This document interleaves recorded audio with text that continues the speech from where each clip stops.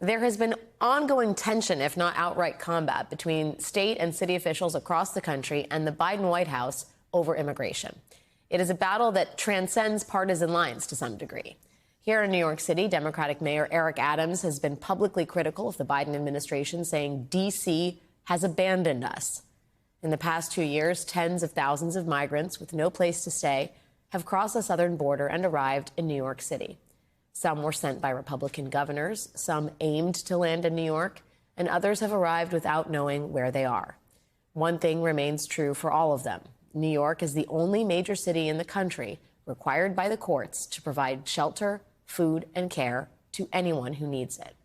For more than a year on this show, we have been tracking the impact of this ongoing wave of migration. We have interviewed migrants from South America who fled their homes under dire circumstances, made death-defying trips across multiple borders, and arrived here, historically a city of immigrants. This fall, we checked in with officials to see how a city like New York is handling the impossible, providing aid and shelter without enough of either.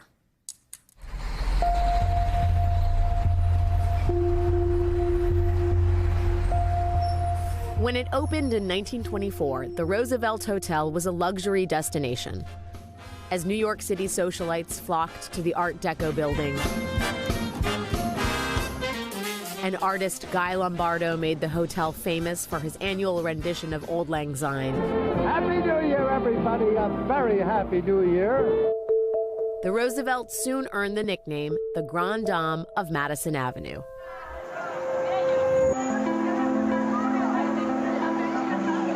Today, a top New York City health official is calling it the new Ellis Island.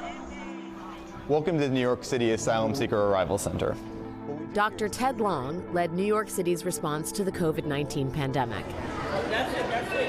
Now, alongside New York City Immigration Commissioner Manny Castro, Long is dealing with a crisis of a different kind, finding shelter for more than 140,000 migrants who have arrived in New York City in the past year and a half.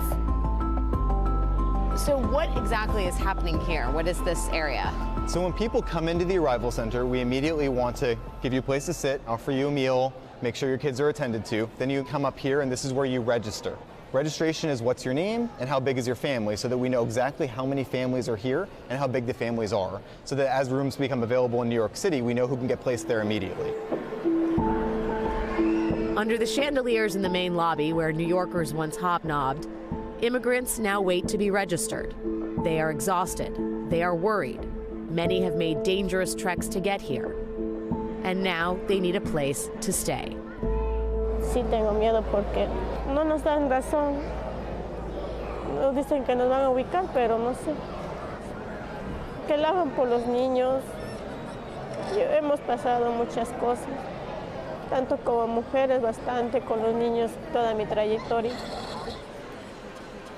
Agradecida estoy con lo que vayan a hacer, pero que nos digan porque cae la noche y hay mucho frío aquí en Nueva York y mis niños están chiquitos. The number of rooms we have available across New York City at this given moment is 0.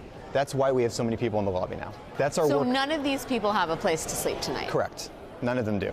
And currently, it's not an exaggeration, we have 0 rooms across New York City for families with children. Outside of the hotel, hundreds more wait to be processed. There are no beds available, but a consent decree requires New York City to offer anyone and everyone shelter. Think about this for a moment, New Yorkers. We have a policy in place right now that states you can come from anywhere on the globe, come to New York City, and we have to pay for your food, shelter, clothing for as long as you want. When does it reach a point where it says it's not sustainable?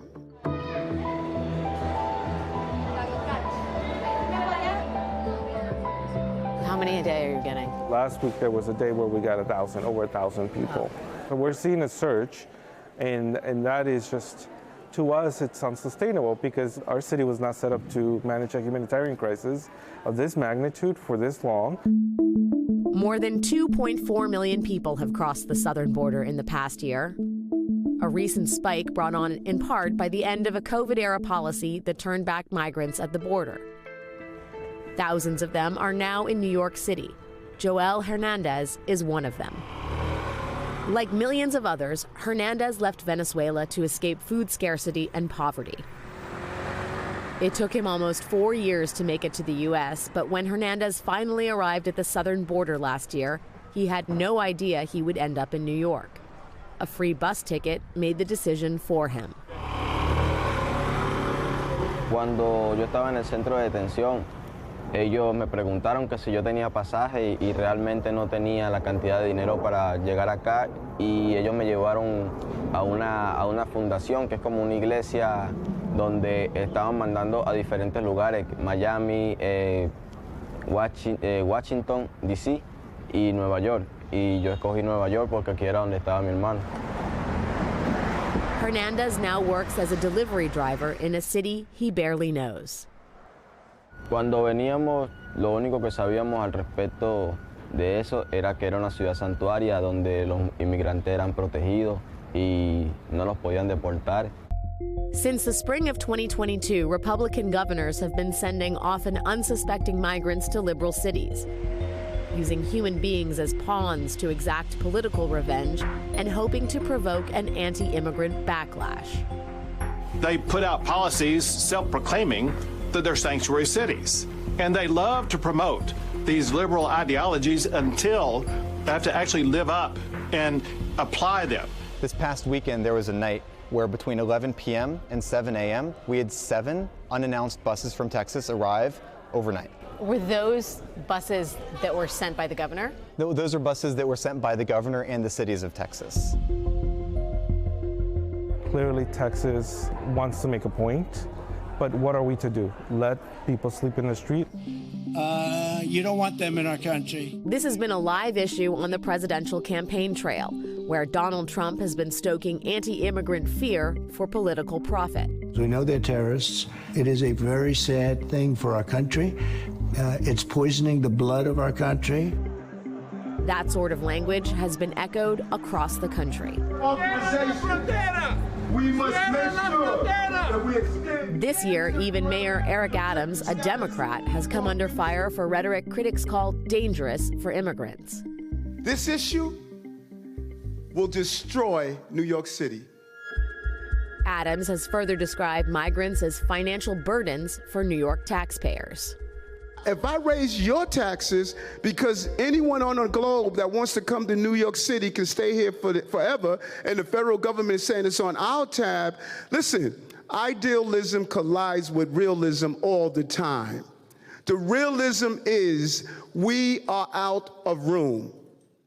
I'm the daughter of immigrants. Yep. This is an immigrant city. Yeah. New York City wants to, in theory, welcome immigrants, but the mayor's rhetoric around immigrants, and specifically this group of migrants, has been very abrasive in recent months. And I understand the frustration and the desire for the federal government to intervene in more formal capacity, but do you at all worry that the messaging from City Hall has not been actually that welcoming to the immigrants who find themselves here? Well, we've been saying this for over a year, that we need help.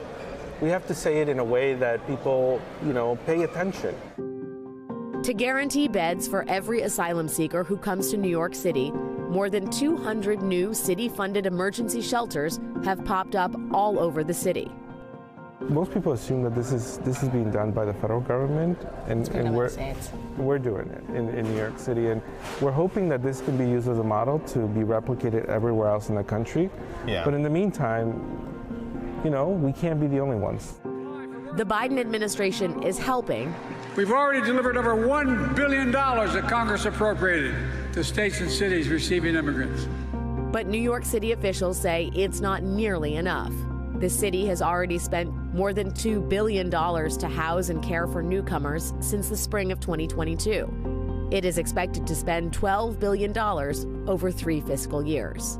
They only gave us a little over $100 million to pay for this.